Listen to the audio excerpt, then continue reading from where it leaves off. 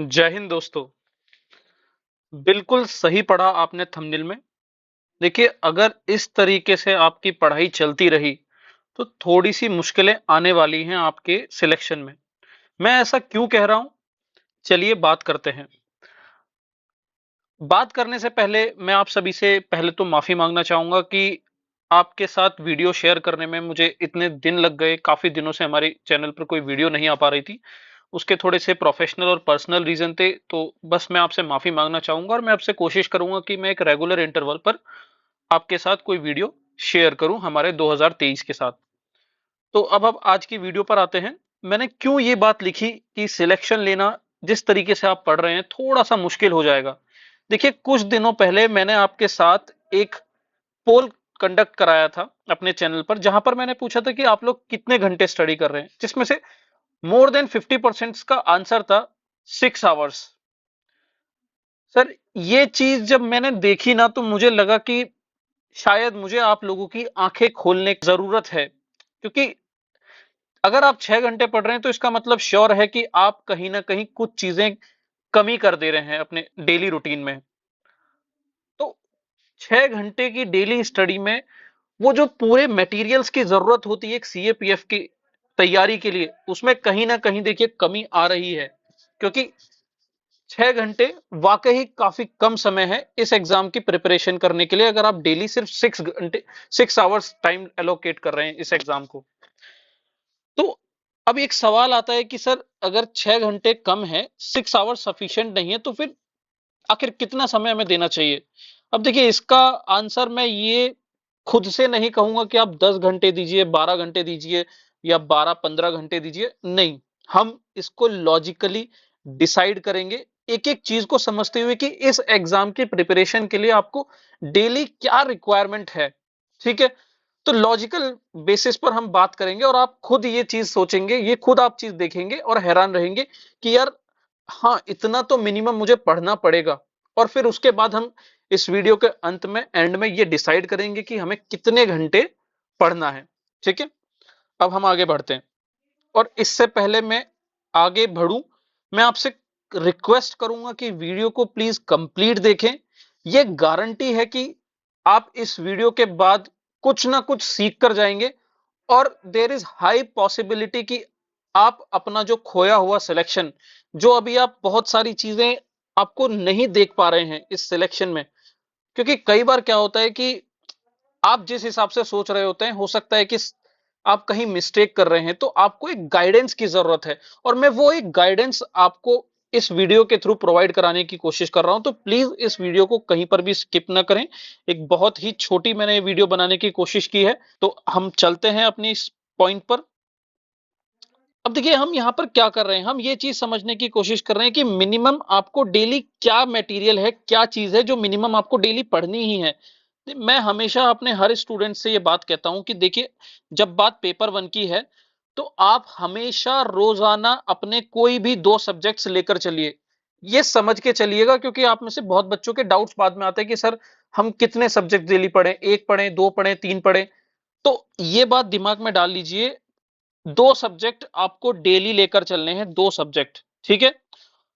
Second thing, revision. Revision plus PYQ, ये आपको करना ही है। आप कितना भी पढ़ लेंगे, एक सबसे बड़ी मेजर मिस्टेक जो बच्चे करते हैं कि सिर्फ पढ़ते जा रहे हैं, पढ़ते जा रहे हैं, पढ़ते जा रहे हैं, और फिर बाद में जब एग्जाम आता है तो वो एग्जाम में परफॉर्म ही नहीं कर पा रहे हैं। कारण क्या है? क्योंकि सिर्फ पढ़ा है, रिवाइज कभी कुछ नहीं किया और जाना नहीं कि पेपर में क्या पूछा जाता है। ठीक है, तो ये गलती नहीं करेंगे। मतलब ये मिनिमम है जो आपको पेपर वन पेपर टू में करनी है। अब देखिए, एक नोट, भूल जाइए सिलेक्शन वो स्टूडेंट जो ये सोचकर चल रहे हैं कि पेपर टू तो लास्ट के 3 से 2 महीने में वो कवर कर लेंगे। आप में से कई बच्चे ऐसे सोचकर चल रहे होंगे कि चलो यार, अभी पेपर वन की तैयारी कर लेते हैं, पेपर टू तो एंड के 2-3 महीने में कर लेंगे।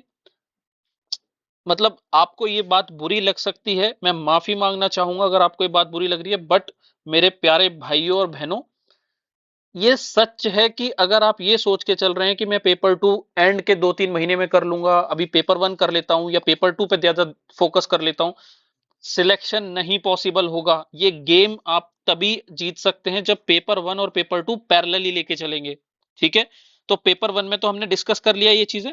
अब पेपर 2 में मिनिमम जो आपको करना है डेली, न्यूज़पेपर देखिए आप स्किप नहीं कर सकते किसी भी हालत में, ठीक है। दूसरी चीज दूसरी चीज है आपकी daily answer writing. Daily answer writing अगर आप मिस कर रहे हैं तो बहुत मुश्किल होने वाली है आपको एंड में लिखने में।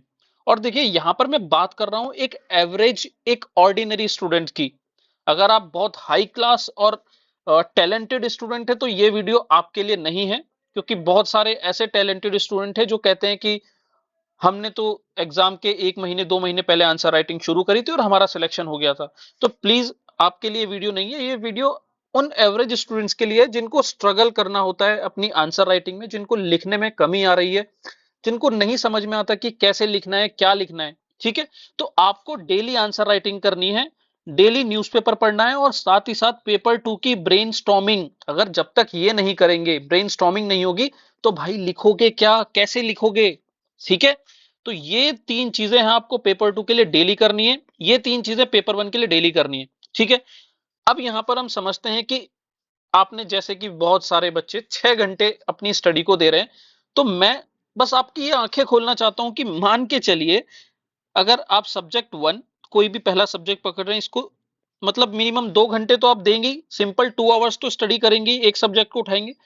दूसरे सब्जेक्ट्स को भी आप 2 आवर्स दे रहे हैं रिवीजन के लिए। बहुत सारे बच्चे मुझे लगता है कि रिवीजन कर भी नहीं रहे होंगे, पर मैं लेकर चलता हूं कि फिर भी आप यहां पर 1 आवर्स दे रहे होंगे, ठीक है। न्यूज़पेपर के लिए अगर आप पढ़ रहे होंगे तो हाई चांस है कि आपका जो न्यूज़पेपर है 1 से 1.5 आवर ले रहा होगा, 1 से 1.5 घंटा, ठीक है। पेपर 2 की ब्रेनस्टॉर्मिंग में करीबन 1 से 1.5 घंटा लग ही जाता है, तो इतना भी आपका लग रहा होगा। वहीं डेली आंसर राइटिंग के लिए आप हो सकता है कि आधा घंटा से 30 मिनट से 1 घंटा आप दे रहे होंगे, ठीक है। अब अगर मैं सिर्फ इतना काम जो ये मैंने दिखाया है और उस काम को भी मैं मिनिमम आवर्स दे रहा हूं, तो हम जरा काउंट कर लेते हैं कि हमारा कितना समय जा रहा है। दो इधर, दो इधर, ये इधर, तो ये हमारा 5 आवर्स तो इधर जा रहा है। फिर 1.5 आवर्स इधर, 1.5 आवर ब्रेनस्टॉर्मिंग में, और मिनिमम हाफ से 1 आवर हमारा डेली आंसर राइटिंग में। तो पेपर 2 के लिए हमें 3 से 4 घंटे यहाँ चले जा रहे हैं। तो अगर मैं यहाँ पर इनको ऐड करके देखता हूं तो आप पाएंगे 8 से 9 घंटे में आपका ये पूरा सिलेबस ये 8 से 9 घंटे ले रहा है। तो अब मैं नहीं समझ पा रहा हूं कि आप में से कैसे बच्चे सिर्फ 6 आवर्स में ये सारी चीजें कंप्लीट कर रहे हैं।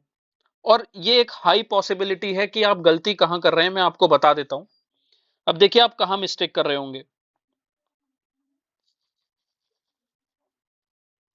जो बच्चे 6 आवर्स में अपनी स्टडी खत्म कर रहे हैं, ये पूरी पॉसिबिलिटी है वो अपना रिवीजन छोड़ रहे हैं, ये पूरी पॉसिबिलिटी है वो बच्चे पेपर 2 की ब्रेनस्टॉर्मिंग नहीं कर रहे हैं, ये पूरी पॉसिबिलिटी है कि वो बच्चे डेली आंसर राइटिंग नहीं कर रहे हैं।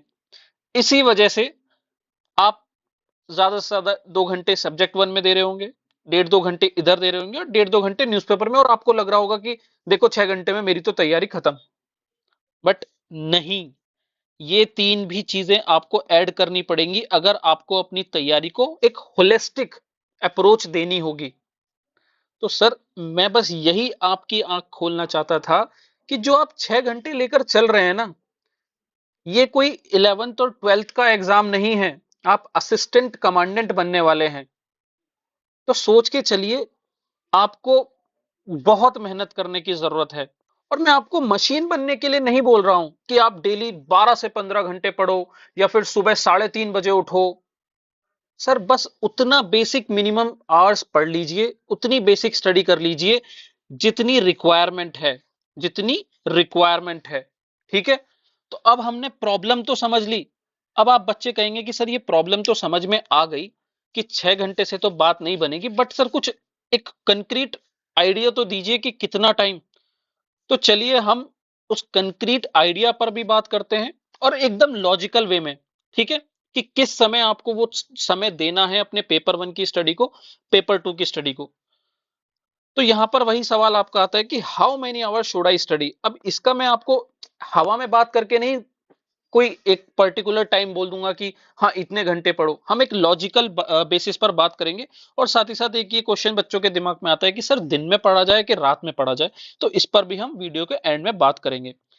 तो मेनली हम यहाँ पर क्या बात करने वाले हैं, देखिए टाइम मैनेजमेंट। टाइम मैनेजमेंट क्या है सर? 24 घंटे हर किसी की लाइफ में मिले हैं। बस खेल यही है कि वो ऑफिसर माइंडसेट वाले जो क्वालिटी स्टूडेंट होते हैं ना, वो इस 24 आवर्स को एक मैनेज करके अपनी स्टडी को अलाइन करते हैं।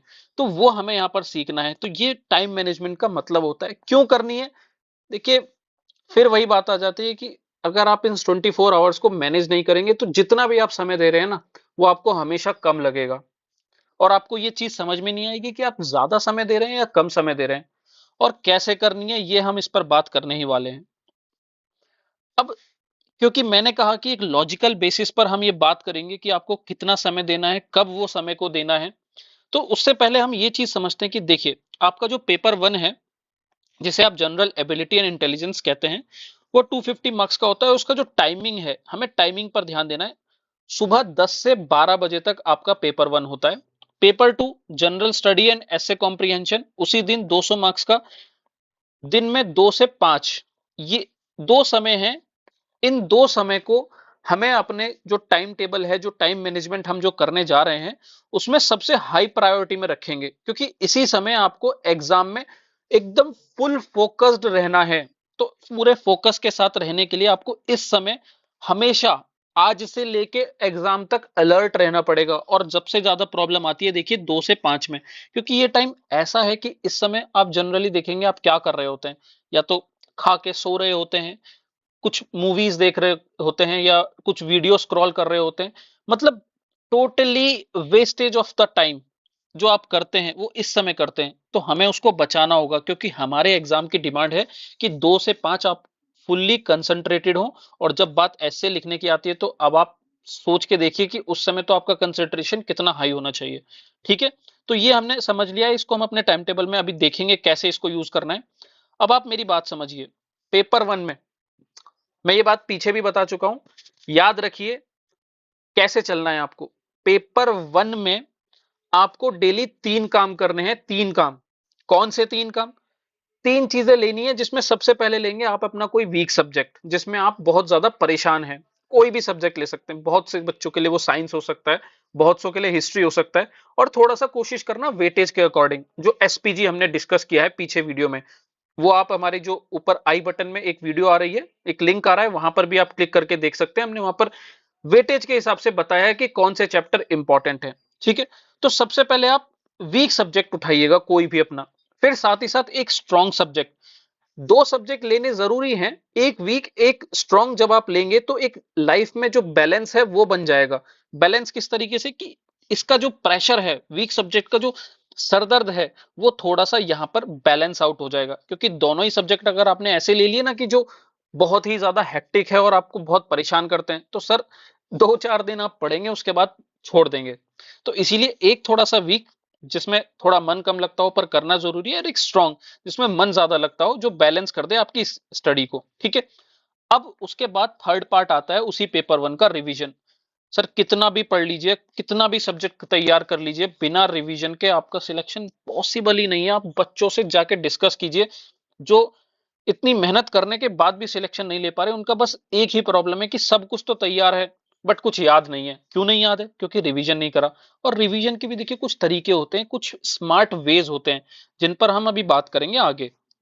अब देखिए, अच्छा इसमें कितना कितना समय देना है वो अभी मैं आपको बताऊंगा, एक आइडियल नंबर। उसके बाद पेपर टू। पेपर टू में देखिए, एक चीज सबसे जरूरी चीज है आपका न्यूज़पेपर। ये तो आप बिल्कुल भी स्किप नहीं कर सकते, किसी भी हाल में स्किप नहीं कर सकते। सेकंड थिंग है आपकी डेली आंसर राइटिंग। देखिए बिना आंसर राइटिंग के आप भी समझिए, आप उन 3 घंटे में नहीं लिख पाएंगे। तो आपको डेली आंसर राइटिंग करनी जरूरी है। उसके बाद थर्ड थिंग, ब्रेनस्टॉर्मिंग। देखिए बिना ब्रेनस्टॉर्मिंग के आप आंसर राइटिंग कर ही नहीं सकते। अब इस ब्रेनस्टॉर्मिंग में मतलब आपका, आप कह लीजिए कि कुछ कंटेंट डेवलपमेंट का काम हो गया, कुछ डाटाज आपने तैयार कर लिए, कुछ फैक्ट्स आपने तैयार कर लिए, कुछ कोड्स आपने रेडी कर लिए। तो जो भी आपका कुछ ऐसा वर्क रहेगा जहां पर थोड़ा सा आपको ब्रेनस्टॉर्मिंग करते रहना होगा, कुछ ना कुछ अपना जो कंटेंट है उसको रेडी करते रहना होगा, उसके लिए आपको एक टाइम अलॉट करना पड़ेगा। साथ ही साथ आपको ग्रामर जैसे तैयार करना होगा, है ना। कभी कभी आपने कोई डिबेट आपने देख ली, जो सनसेट टीवी पर आप देखते हैं, कुछ डिबेट्स वहां पर आती हैं, अच्छी अच्छी डिबेट्स, तो वो आपको देखनी है। तो उसके लिए एक टाइम आप यहाँ पर एलोकेट कीजिए, यहाँ पर अपना ब्रेन को स्ट्रॉन्ग करते रहिए, सोचते रहिए पेपर टू के बारे में, कुछ ना कुछ। तो वो आप काम करेंगे यहाँ पर। तो ये तीन चीजें हैं जो पेपर टू में करनी जरूरी है। अब इन सबको कितना कितना समय देना है, अब ये देखिए, मैं एक एक रफ आइडिया दे रहा हूं, आप हो सकता है इससे आसपास रहिए। देखिए, ज्यादा कर सकते हैं पर कम मत कीजिएगा, ये बस मैं इतना कहूंगा। इससे ज्यादा आप कितना भी कर लीजिए। मैंने ये मार्किंग इस अकॉर्डिंग की है कि किसी भी बच्चे को ये चीज बहुत ज्यादा ना लगे। कहने के लिए 3 घंटे भी हो सकता था, ब्रेनस्टॉर्मिंग 2 से 3 घंटे भी हो सकती थी। आपकी कैपेसिटी जितनी अलाउ करती है आप उतना करिए, बट मिनिमम, ये मिनिमम बेंचमार्क है वो ये है। तो कोई भी जब आप पेपर वन का सब्जेक्ट लेंगे, वीक सब्जेक्ट हो स्ट्रॉन्ग सब्जेक्ट, देखिए उसको 2 घंटे जरूर देने हैं आपको। डेली 2 सब्जेक्ट हमें रखने हैं और उनको 2-2 घंटे, क्योंकि 1 घंटे में तो यूं मानिए कि आप चीजें समझना शुरू ही करते हैं, तुरंत 1 घंटा हुआ और किताब बंद हो गई, तो वो तो कोई फायदा ही नहीं है उससे। तो करीबन आपको 2 घंटे देने पड़ेंगे। और रिवीजन, जिसके बिना आपके ये जो 2 घंटे 4 घंटे हैं, ये जो 2-2 घंटे आप जो दे रहे हैं, 4 घंटे, ये सक्सेसफुल नहीं है अगर आप ये 2 घंटे रिवीजन का नहीं देंगे। ध्यान रखिएगा, ये 4 घंटे तभी सक्सेसफुल है जब आप ये 2 घंटे देंगे अपने रिवीजन को, ठीक है। तो ये 6 आवर्स आपको डेली पेपर वन के लिए देने हैं। अब मैं बात करता हूं न्यूज़पेपर के लिए। देखिए यहां पर मेरे से ये एक सवाल आता है कि न्यूज़पेपर के लिए कितना समय देना चाहिए। अगर आप 1 से 1.5 घंटे का समय न्यूज़पेपर में लगा रहे हैं तो वो एक सही समय है। इससे ज्यादा समझिए कि आप कुछ इर्रेलेवेंट चीजें पढ़ने लगे हैं, या फिर हो सकता है कि उस दिन न्यूज़पेपर में कुछ एक्स्ट्रा आ गया, बट ये काम डेली नहीं होना चाहिए। आपका जो न्यूज़पेपर है 1 से 1.5 घंटे में खत्म होना चाहिए। आंसर राइटिंग, अभी क्योंकि आप देखिए इनिशियल फेज में तो हो सकता है कि एक ऐसे आर्गुमेंट आपको 30-30 मिनट, 35-35 मिनट लग रहे हो उसे करने में, 35 मिनट्स तक आपको उतना टाइम लग जा रहा हो, तो मिनिमम दो भी कोई टॉपिक आप उठाइए और डेली लिखिए, और कम से कम मिनिमम आप 1 आवर्स तो दीजिए। देखिए मैंने फिर कहा कि मिनिमम बेंचमार्क है, इससे ज्यादा आप कितना भी हाई सेट कर सकते हैं, बट मिनिमम इतना होना चाहिए। और लास्ट आपका ब्रेनस्टॉर्मिंग 1.5 आवर्स की। तो जब मैं इनको टोटल काउंट करता हूं तो 2 + 2 + 2 6, 7, 8, 9, 10, देखिए यहां से निकल के आता है हमारा आइडियल नंबर। मिनिमम आपको 10 आवर्स की स्टडी करनी पड़ेगी। जो बच्चे ये सोच के 6 आवर्स की स्टडी कर रहे हैं, वो श्योर है या तो कहीं रिवीजन मिस कर रहे हैं, या तो कहीं आंसर राइटिंग मिस कर रहे हैं, या फिर कहीं ब्रेनस्टॉर्मिंग मिस कर रहे हैं। क्योंकि ये आपके सामने बिल्कुल मैं आपको प्रूफ दिखा रहा हूं कि यार इतना जब आप करोगे ना तब जाके आपका सिलेक्शन है। इससे ज्यादा कुछ नहीं करना, इससे कम कुछ नहीं करना, पर इतना करना है, ठीक है। तो ये रहा आपका वो नंबर्स। अब देखिए मैंने आपको ये टाइम पीरियड तो बता दिया कि किसको कितना समय देना है। अब मैं आपको इनको एलोकेट करने में भी आपकी मदद कर देता हूं। एलोकेट आपको इस इन टाइम पीरियड को एलोकेट कैसे करेंगे, कहां आप देंगे। अब देखिए जैसा कि आपको याद होगा, हमारा जो पेपर वन है उसकी टाइमिंग 10 से 12 है, और जो पेपर टू है उसकी टाइमिंग 2 से 5 है।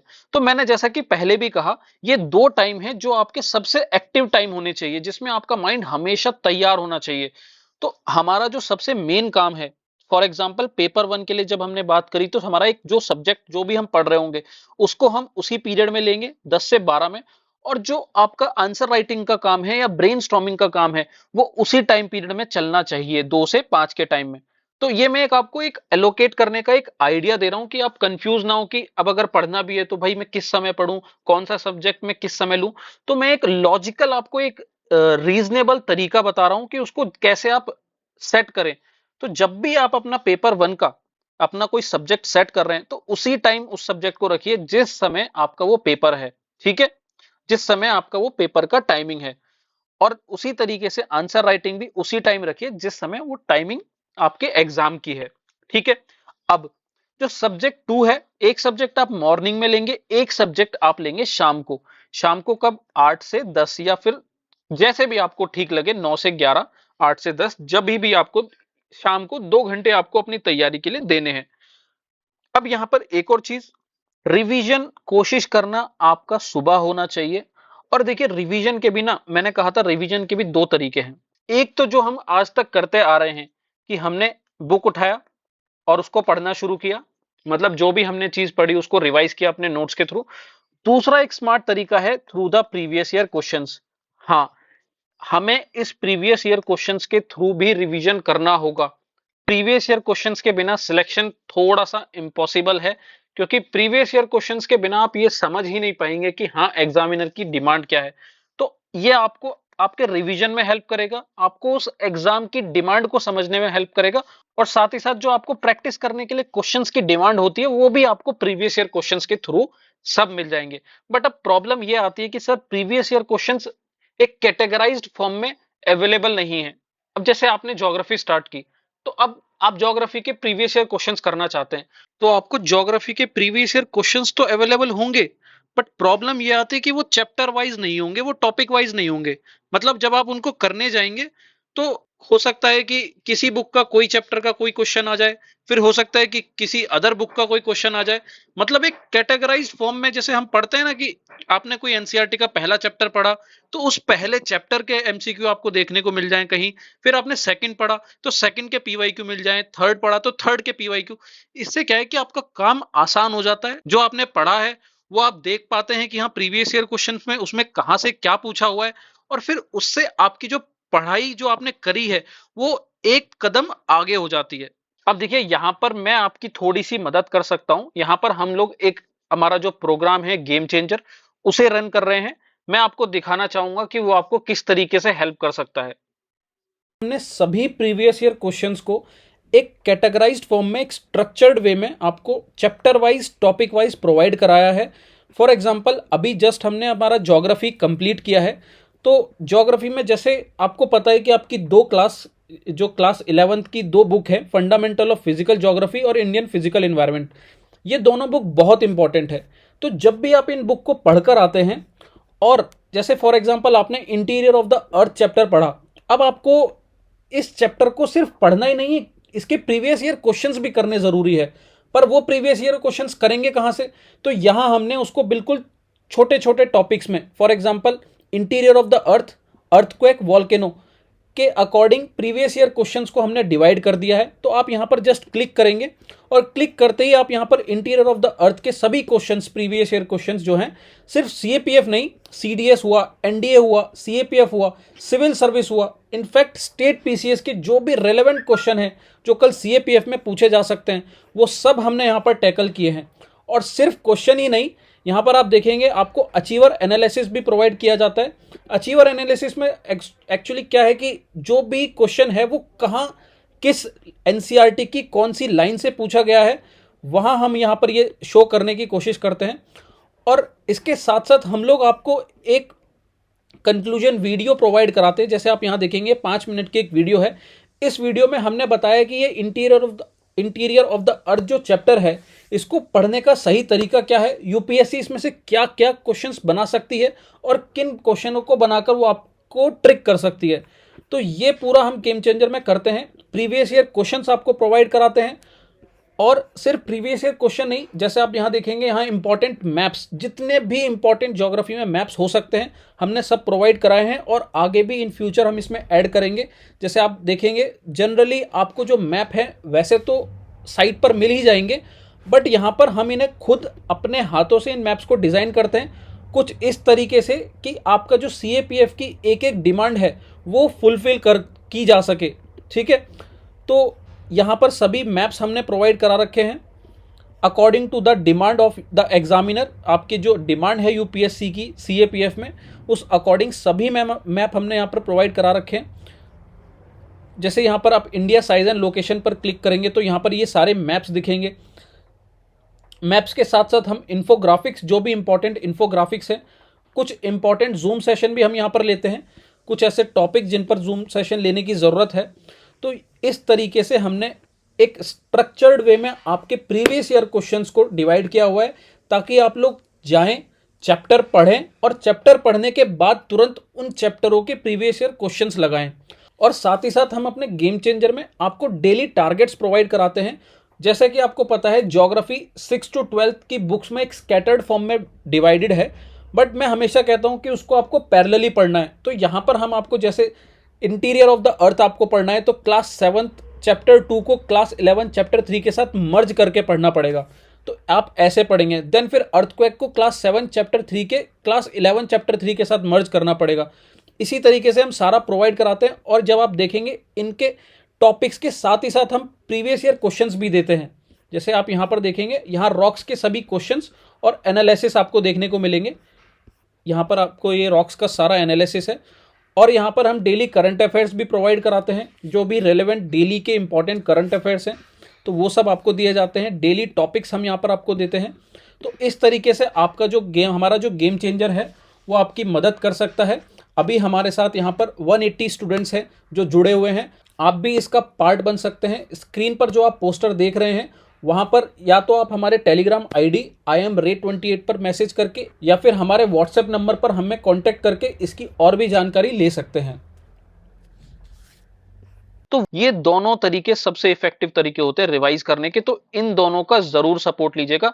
एक तरीका आपका रिवीजन, दूसरा तरीका प्रीवियस ईयर क्वेश्चन। और मैं आपको सजेस्ट करूंगा रिवीजन आप रखिएगा एकदम सुबह, अर्ली इन द मॉर्निंग, जब आपका माइंड एकदम काम हो, फ्रेश हो, एकदम कंसंट्रेटेड हो, क्योंकि रिवीजन बहुत मेजर रोल प्ले करता है किसी भी सिलेक्शन में।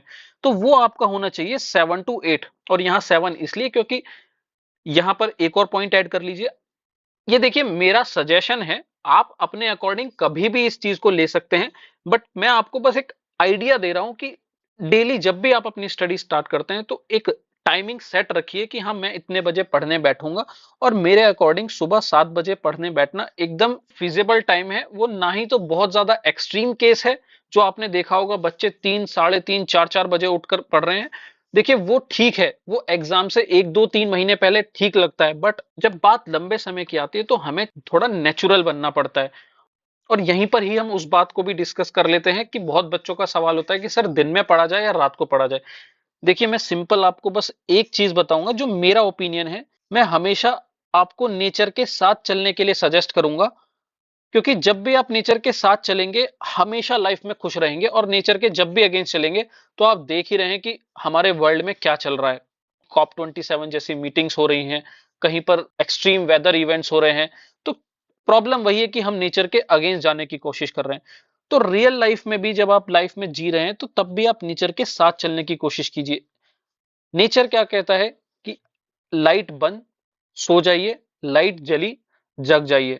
तो सिंपल है, रात मेनली आप सोइए और सुबह जल्दी आराम से उठिए, एक्सरसाइज कीजिए और तैयार हो जाइए अपनी स्टडी के लिए। 3 बजे उठना, 4 बजे उठना अच्छा है, बट ये एक्सट्रीम केसेस अगर आपके एग्जाम के 1, 2 महीने पहले जब आप करना शुरू करें तब तक के लिए ठीक है। बट अगर आप पूरे साल इसको अगर कैरी ऑन करना चाहते हैं तो थोड़ा सा मुश्किल रहेगा और आपकी हेल्थ पर भी इंपैक्ट डालेगा। ठीक है, तो मेरा बस यही मानना है कि आपकी स्टडी सुबह 7 बजे शुरू हो जानी चाहिए। और सबसे पहला जो स्लॉट है वो आप अपने रिवीजन को दीजिए। तो ये मैंने आपको एक आइडिया दे दिया कि किस तरीके से आप अपने जो आवर्स हैं एलोकेट करेंगे। अब हम आगे बढ़ते हैं और कुछ चीजें ऐसी देख लेते हैं जो आपको दिमाग में रखनी है अपने प्लान को, अपने मैनेजमेंट को करते समय। देखिए कुछ भी चीज जब आप पढ़ेंगे उसको रिवाइज जरूर करेंगे।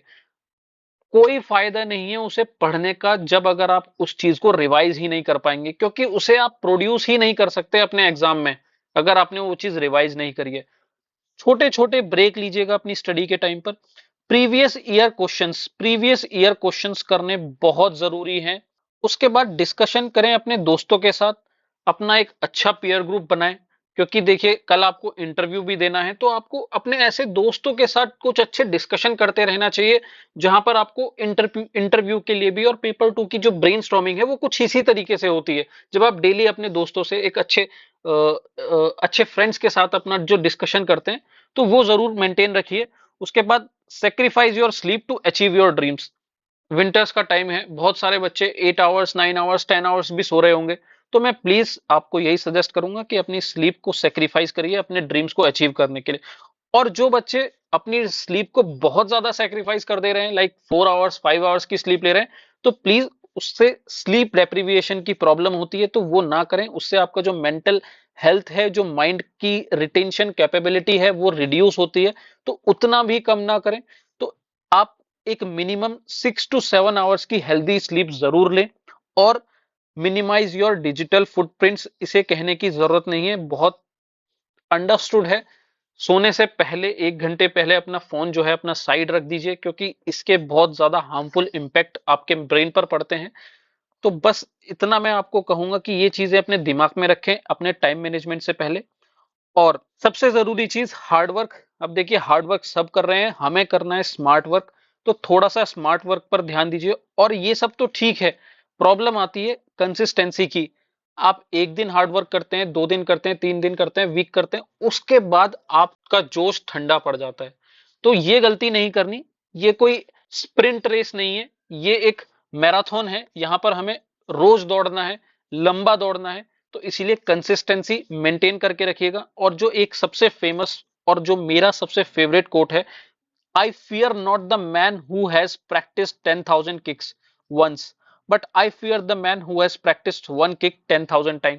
तो वही रिवीजन वाली जो बात है, मैं उसको फिर कहूंगा कि रादर देन 10 बुक्स को एक बार पढ़ने से अच्छा है आप एक बुक को 10 बार पढ़ें। अब यहाँ पर 10,000 किक है, वो अपने पर्सपेक्टिव में बात कर रहे हैं, बट हमारा कहने का मतलब है कि रिवीजन इज द की। ध्यान रखिएगा, कितना भी पढ़ लीजिए, बिना रिवीजन के सिलेक्शन नहीं पॉसिबल है। आप सुन के मेरी बात को बोर हो जाएंगे, बट मेरी मजबूरी है कि आपको ये एक सही डायरेक्शन देना। तो आप कुछ भी पढ़ रहे हैं, देखिए बस उसका रिवीजन करने का एक समय जरूर दीजिए। नहीं तो आप देखेंगे यूपीएससी में ऐसे एक से एक टैलेंटेड पर्सन है जिन्होंने सब कुछ पढ़ रखा है, बस सिलेक्शन इसलिए नहीं हो पा रहा क्योंकि वो रिवीजन का जो प्रोसेस है उनका वो कहीं लैक कर जाता है। तो प्लीज आप अपने रिवीजन को इंपॉर्टेंस दें। और फाइनली ये हमारा कंक्लूजन है। मैंने यहाँ पर प्रॉपर एक चार्ट आपके लिए रेडी किया है। इस चार्ट में आप देख सकते हैं मेरी जो अंडरस्टैंडिंग है कि इतना आपके पास इस तरीके से टाइम एलोकेट होना चाहिए। ये मैंने एक चार्ट तैयार किया है जिससे कि एट द एंड आपको कोई प्रॉब्लम ना फेस करनी पड़े अपने टाइम टेबल को क्रिएट करने में। तो ये आप एक बार देख सकते हैं, मैंने यहाँ पर सारी चीजें जिस तरीके से बताई हैं वो सारी इंक्लूड की हैं। और जो छोटे छोटे ब्रेक्स की जो मैं बात करता हूं वो सब मैंने यहां पर इंक्लूड किया है। तो इसमें जो भी एडिशन सब्सट्रैक्शन आप करके अपने अकॉर्डिंग इसको कस्टमाइज कर लीजिएगा अपना टाइम टेबल। और क्योंकि 2023 आने ही वाला है, कल हमारा आखिरी दिन है इस साल का, तो मैं बस आपसे कहूंगा कि पढ़ लिया है आपने बहुत कुछ, अब एक दिन का रेस्ट लीजिए। कल 31st है, थोड़ा सा बैठिए, सोचिए, तैयार कीजिए अपने पूरे 2023 के सपने को। देखिए सिर्फ पढ़ते रहेंगे, भागते रहेंगे, भागते रहेंगे, अगर नहीं सोचेंगे ना तो बस आप उस रेस का रैट बन के रह जाएंगे। थोड़ा सा रुकिए, कभी कभी ना अपने आप को ब्रेक दीजिए और सोचिए कि क्या ये सब चीजें जो मैं कर रहा हूं, जिस तरीके से कर रहा हूं, जिस पैटर्न में कर रहा हूं, क्या ये सही है? क्या यही एक तरीका है सिलेक्शन का, या फिर मैं गलत डायरेक्शन में हूं? तो बस वही है कि कल आखिरी दिन है इस साल का। तो उस आखिरी दिन में अपने आने वाले कल के बारे में थोड़ा सा डिजाइन कीजिए। मैं कहूंगा प्लीज आप थोड़ा समय दीजिए, अपना एक टाइम टेबल सेट करने का एक माइंडसेट तैयार करिए। और इस तरीके से कुछ अपना एक टाइम टेबल, मैंने आपकी थोड़ी सी मदद करने की कोशिश की है, हेल्प की है, आपको ये बताने की कि जो आप सोच के चल रहे हैं कि ये 6 घंटे में सिलेक्शन हो जाएगा, थोड़ा सा देखो आपको अपने आप को पुश करना ही पड़ेगा, तभी जाकर सिलेक्शन पॉसिबल है। और यही हमारा जो वीडियो का एंड है। और ये हमारा टेलीग्राम चैनल है जहां पर आप हमें ज्वाइन कर सकते हैं, और भी जो अदर इंपॉर्टेंट इंफॉर्मेशन है, डेली प्रीवियस ईयर क्वेश्चंस हम वहां पर डालते हैं। तो वो सब अटेम्प्ट करने के लिए आप जाकर टेलीग्राम पर सर्च कर सकते हैं, या फिर नीचे डिस्क्रिप्शन में आप जो लिंक है उस पर क्लिक करके हमारे इस टेलीग्राम चैनल को ज्वाइन कर सकते हैं। थैंक यू एंड जय हिंद।